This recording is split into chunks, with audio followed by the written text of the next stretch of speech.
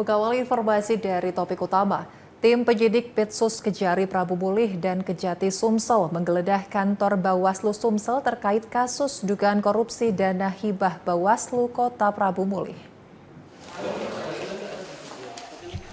Tim penyidik Kejari Prabu Mulih dibantu Kejaksaan Tinggi Sumatera Selatan menggeledah kantor Bawaslu Provinsi Sumatera Selatan.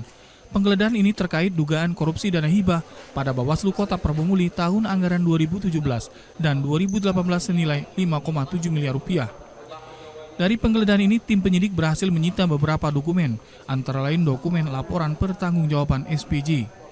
Radian Kasipinkum Kejati Sumsel saat diwawancarai awak media mengungkapkan sejumlah dokumen yang disita akan dijadikan barang bukti dalam penyidikan. Disinggung kemungkinan adanya keterlibatan oknum Bawaslu Sumsel dalam perkara ini, Radian dengan tegas menjawab saat ini masih didalami. Hari ini kami melakukan penggeledahan, kami mencari dokumen, baik itu dokumen berupa barang bukti atau nanti dokumen itu sebagai alat bukti untuk memperkuat penyidikan yang dimaksud.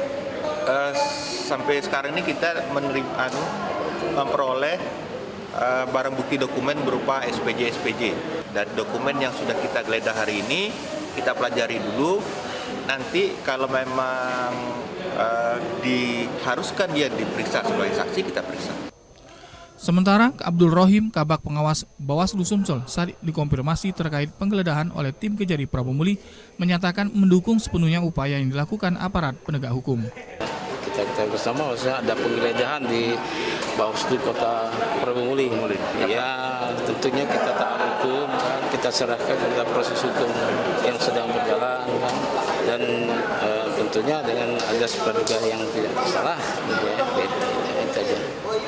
Tim penyidik Kejari Prabu Mulih telah memeriksa 15 saksi serta menyita sejumlah dokumen penting. Penggeledahan ini juga dalam rangka membidik tersangka lain serta untuk menghitung kerugian negara. Tim Liputan TVRI Sumsel melaporkan.